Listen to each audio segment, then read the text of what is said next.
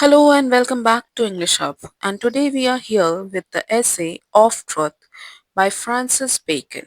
So without wasting any time, let us first know a little bit about the author Francis Bacon.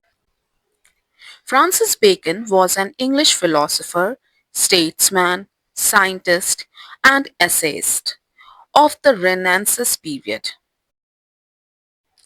He is called as the father of the English essay and is known for his aphoristic style, short, sharp, and packed with meaning. His essay give practical wisdom about human life and behavior. Of Truth is the very first essay in his collection and is considered his masterpiece. So what's this essay is about? This essay of truth deals with three central questions. And these three questions are: why do people avoid truth and prefer lies? What is the value and beauty of truth? And the last question is: what happens when people practice falsehood in real life? Bacon has divided the essay into three parts: philosophical truth, poetic or imaginative truth, and civil or practical truth. Now let's go through this section by section with full explanation. Here is the structure of the essay of Truth by Francis Bacon, which is divided into three different categories. As you can see, three different parts are here: philosophical truth, poetic or imaginative truth, civil or practical truth, which we will be learning in detail. And all these three gives us only one conclusion. What is that conclusion? That truth is equal to good, heaven on earth. So this is the conclusion. Now let us move on to the first part, that is the philosophical truth. Why do people avoid truth? This is the first question that the Bacon asked in his essay of truth. The essay opens with a reference to Pontius Pilate, who asked, "What is truth?" during the trial of Jesus Christ, but did not wait for an answer. Bacon uses this to make a powerful point. Pilate represents all those who treat truth casually. They ask the question but don't truly care about the answer. Pilate was the Roman governor who sentenced Jesus to death. For Christians, he symbolizes someone who kills truth. Bacon cleverly starts with this figure to show mankind's attitude. People mock truth, dismiss it, and move on. Bacon observes that certain people delight in intellectual uncertainty and find it restrictive to commit to a single belief. They prefer to maintain a sense of intellectual freedom. This applies not only to their thought but also to their action. In simple terms, if we say that some people enjoy being vague and uncommitted. They think having fixed belief is like being in a cage. They want to keep all options open, even if it means living without truth. Next, Bacon refers to an ancient Greek philosopher who often lost their way while trying to find truth. Some even proposed that there was nothing real as truth. Though such philosophers no longer exist, their modern equivalents are paler versions. They still doubt the existence of truth and drift towards falsehood. Next is the most important philosophical observation Bacon makes. Bacon argues that people have a natural tendency to tell lies. that you all might have observed that we all lie and that we have a natural though corrupt love of the lie itself. It is not just that the truth is hard to find or that truth feels restrictive. The deeper problem is that humans simply enjoy lying, even when it gives them no benefit. Like a person who adds impurities to gold just for pleasure, people mix falsehood into truth for no good reason. So, learners, what do you think about truth versus lie? Here, Bacon also uses brilliant imagery to explain the truth and falsehood. What do you think? Truth or lies? Truth is better or lies are better? The famous simile, one of the famous simile it is that truth versus lie.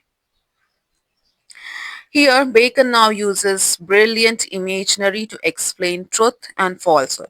Truth is always equal to daylight, and lie is equal to the candlelight. Truth is like naked and open daylight. It does not show the mask, mummeries, and triumph of the world as safety and daintily as candlelight does. Think of it this way. In bright daylight, you can see everything as it really is. Every flaw, every crack, every ugly truth. But candlelight, that's a lie, creates a soft romantic glow that hides the flaws and makes everything seems more beautiful. People prefer lies because lie make the world look better than it is. Here Bacon has also referred truth equals to pearls and lie equals to diamond. Truth may have the value of a pearl, which shows the best in daylight, but it does not rise to the value of a diamond or carbuncle that shines brightly when placed in various lights. A pearl is simple and honest. It shines best in plain daylight, like the truth. A diamond is dazzling, but needs varied lights to sparkle, meaning lies and manipulation can make something look far more attractive. People are seduced by the diamond's false glitter rather than the pearl's honest shine. So, why do people need lie? A mixture of lies ever add pleasure. If vain opinions, flattering hopes, false valuation, and imagination were stripped from men's mind, many would be left as poor, shrunken things and full of melancholy and unpleasing to themselves. In plain terms, if you take away all illusion, false hope, flattery, daydreams, many people would fall into depression. Human being needs some comforting lies to survive emotionally. This is Bacon at his most honest and philosophical insightful. So this was the part 1, question 1. Now moving on to next question. And the second question was, what is the value and beauty of truth? This part is all about poetic, imaginative truth. Bacon illustrates the concept of poetic untruth, saying it is but the shadow of a lie. Poetry and fiction are not real, but they are not evil lies either. They are like the shadow of truth, a reflection of reality. The church father who called poetry vinum daemonum The wine of the devil was too harsh.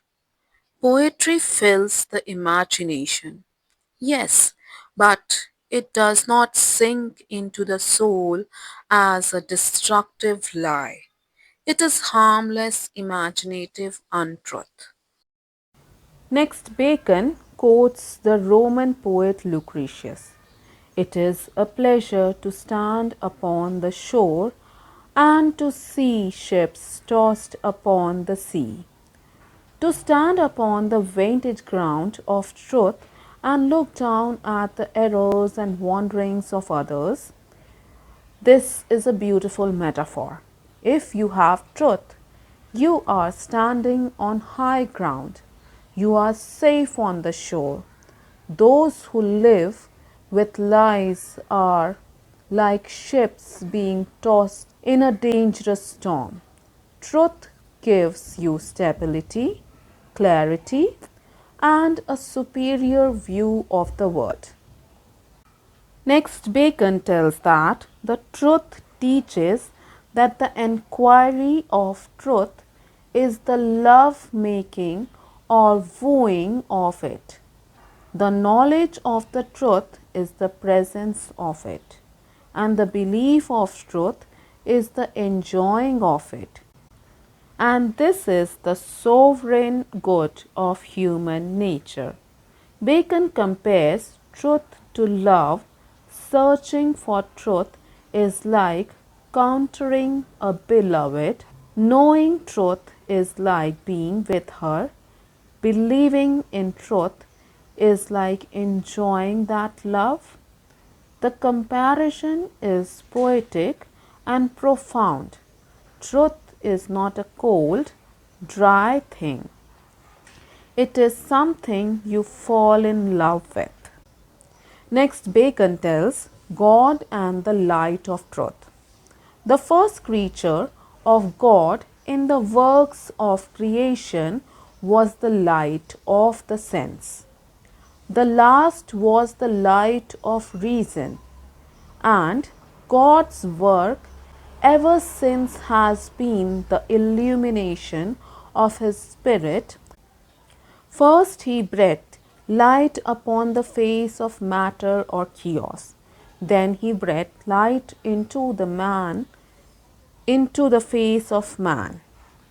Bacon is saying truth is God's greatest gift to humanity. On the first day of creation, God created physical light. On the sixth day, He gave mankind the light of reason, the ability to find truth. So, seeking truth is essentially doing God's work. This whole was the explanation of part 2, question 2. Now, moving on to the next. And last question was, what happens when people practice falsehood in real life? And this section is explained with civil practical truth, the truth in daily life and business. From philosophical truth, Bacon moves to what he calls the truth of business.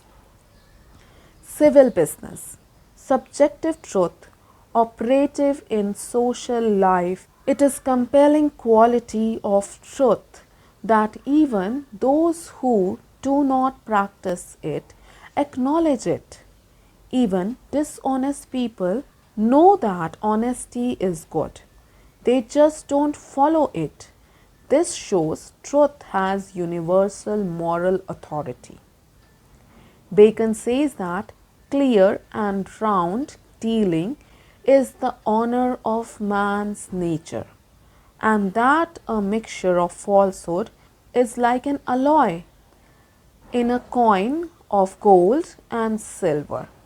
It may make the metal easier to work with, but it dissipates it. Gold and silver are most valuable in their pure form.